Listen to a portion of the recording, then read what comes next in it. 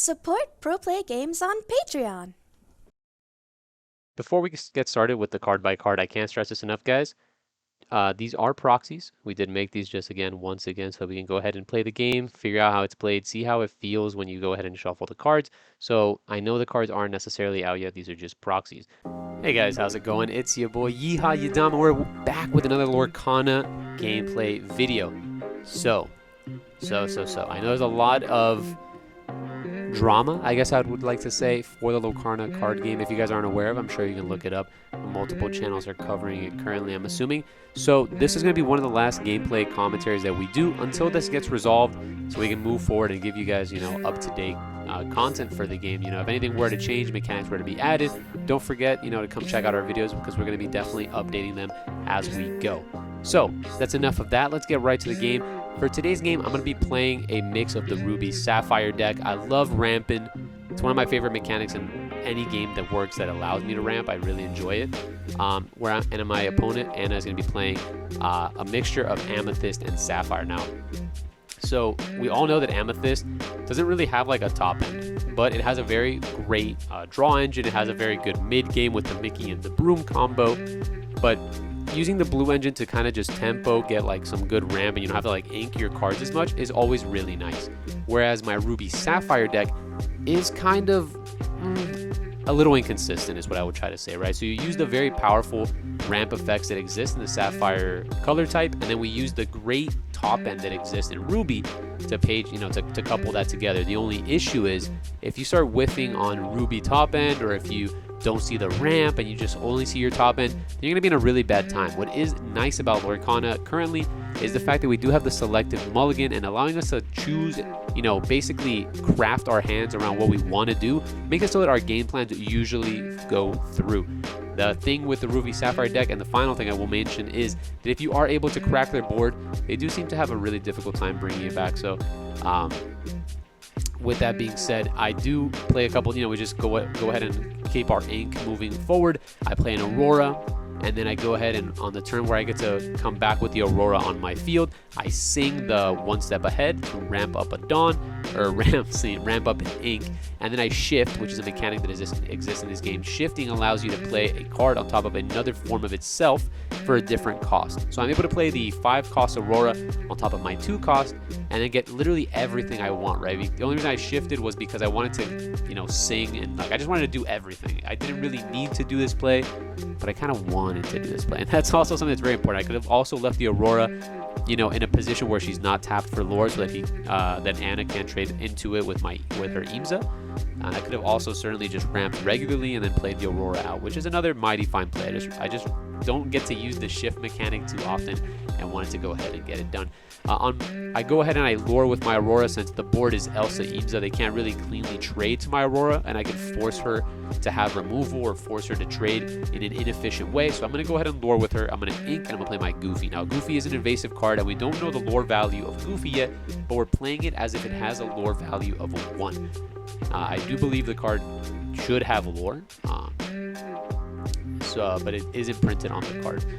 She's going to go ahead and follow it up with a Detective Mickey. Detective Mickey's going to go ahead and wrap her a Dawn with the Get a Clue ability, which is going to go ahead and let her ink a card from the top of the deck. And that's what I mean by ramp. Inking a card from the top of the deck, that's exactly what the Detective Mickey and the One Step Ahead let you do, which basically is a card that lets you double ink in one turn. Very, very nice for these decks that really want to get to a specific ink threshold and stay there. For the Ruby and Sapphire deck, you can make your deck as heavy as you want it to be, and I chose for it to be as heavy as humanly possible. And I'm playing a very, very top end with Mickey, very heavy top end with 4 Mickeys and 4 Maleficent. So my deck really wants to top out at 9, but getting to 9 isn't the easiest of things. So now we're waiting on to see how they want to do it. They went ahead and did, I believe, the friends from the other side to draw 2. That's why we tapped 3. Oh no, we did that for the Mickey.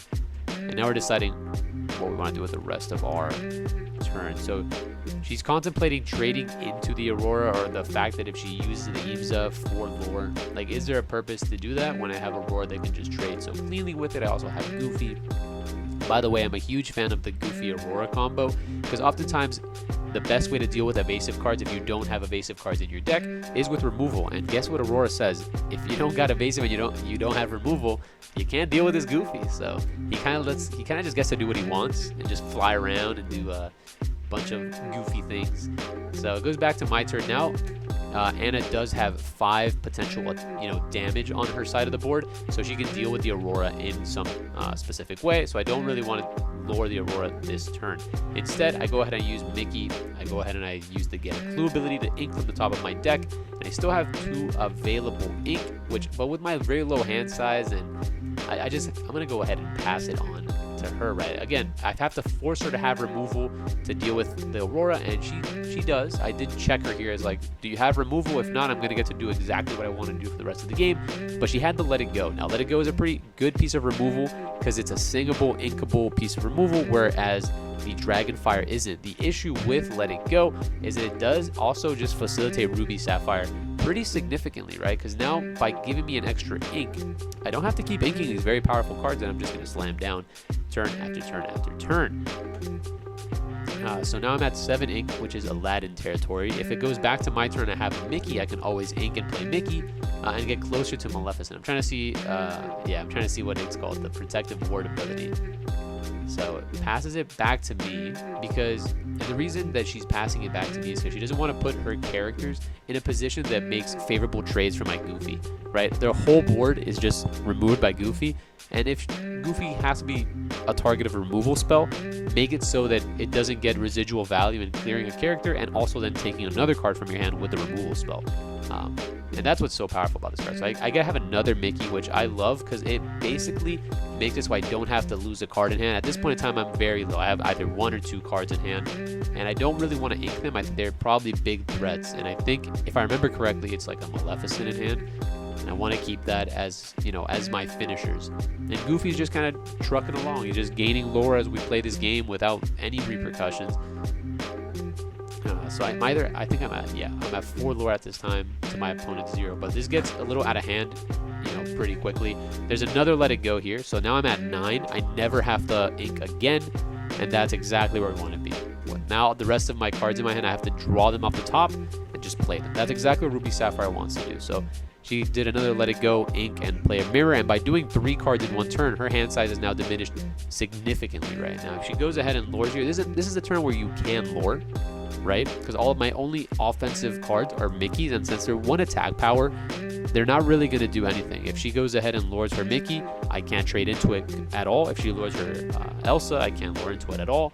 But if she lures the Imza, which is probably the card you want to lure the most with the mirror up, then I will double trade into it. So she chooses to go with the characters that have 3 health. Chooses, that's a wise choice, just to acquire the lore while you still can. But now that I'm at 9 total ink, it's just gonna get a little wet and wild here. So we're gonna go ahead and just slam down Maleficent, and gonna destroy the Elsa, as the Elsa has the only ability on the board that I truly care about. If she taps this is me saying tap the Imza and let me trade into it, right? Whereas if I left the Elsa on board, the Elsa could theoretically sort of deal with my other cards that I want to go ahead and summon. Like if I go ahead and I draw an Aladdin, if I leave Elsa on the board and she somehow manages to have a card on the board like Jafar that can deal with the Aladdin, then I put myself in a very difficult position. So go pass it back to my opponent where they go one jump ahead, play Pascal. It's a little late for the Pascal, he really excels the earlier you see him, and if you're able to see a hand of 2 Pascals, then you're truly gaming, because it's almost uninteractable lore, and it kind of puts you on a very slow clock, but a clock nonetheless. And even though, yes, we did play basically all these cards, drew a card off the mirror, there's not really much that Anna can do here, right? She could theoretically go ahead and trade the Imza and the Mickey into the Mickey, but why would you do such a thing? And you don't really want to, quest your characters, because if you quest your characters, then you open them up to a Maleficent, and it kind of is a damned if you do and damned if you don't scenario. Now, I drew the Develop Your Brain, another great card to draw off the top of your deck, because it really allows you to just again, craft exactly what you want. I go ahead and see an Aladdin, immediately slam down the Aladdin, and I quest everyone away. And that's one thing that I really enjoy about Aladdin, because Aladdin says, I can quest my characters freely because if you go ahead and I challenge them, then Aladdin says, fantastic, now you have characters that I can challenge. And he just puts you in such a great position if you're able to stick him down onto the board. Imagine this board state with an Aurora. My goodness. Right? That's exactly what he wants to do. And I still have 2 cards in hand. I'm crazy with it, man. I'm crazy with it. So it's now back to my opponent's turn. They have the Robin Hood and Scar combo. Now, Scar is a card that, again, that's the top end for blue. Blue, purple doesn't really have any top end available to it at the current moment, so Robin Hood is a great target. It is a character that can challenge evasive characters. It draws you a card. It has lore. It's statted fine. And Scar is a very, very fine character too because it has offensive stats. It lures for 2. I don't know what happened there. We're just someone did a little high five. I don't think it was me. And I believe that's all that she can do. I think she's maybe inked a little too much because now she's at a total of 9 ink. I let it go once, but certainly 9 is too high. 9 is probably too high for the blue-purple deck. As you cap out at 6. I think you might want to go a little higher because of the mirror. You want to mirror and play a card mirror. Like mirror deploy 2 is kind of what you want to go ahead and do. But it's going to be a little difficult to do that, especially in this game state that we're in. So she taps the Pascal, which is just, it's a little band-aid to the bigger issues that are being set in the current game. Because the only offensive character that she has is the Robin Hood. It's going to go back to my turn, and I know I've been saving this Dragonfire for just the right moment, and I believe I'm just going to go ahead and lure everything. There's no reason not to. So I lure for 6, puts her on a you must answer my board this turn or immediately lose, and then I just Dragonfire to go ahead and remove the only possible threat that I can have, or sorry, let it go. A piece of removal. And she's talking about the fact that she was setting up the Scar Robin Hood combo, and yeah, it's unfortunate. So it puts her in a situation where all she has is Imza, the Mickey, and the Pascal, which is only 4 points of damage, so I can't deal with either the Maleficent or the Aladdin, which gives me exactly 4 lore, and theoretically ends the game on the following turn. So I think she sees the writing on the wall and scoops it up there, and that is going to be the end of the game here. If you guys like this sort of content, make sure to leave a like. We're hopefully going to be, I'm excited for Lorcana. I'm hoping to make more Lorcana content, but that's definitely up in the air, and we're going to have to see where the game truly goes in the near future. So leave a comment talking about what you think is going on. If you know anything about what's going on, if you like the game, just want to talk about the game, go ahead and leave a comment about the game, and go ahead and check our deck profile out. We're going to be posting a deck profile on the Ruby Sapphire deck on our Patreon, so make sure that if you guys are looking for more Lorcana content or just more exclusive card game content, check out the PBG Patreon, and I'll see you guys on the next one. Later.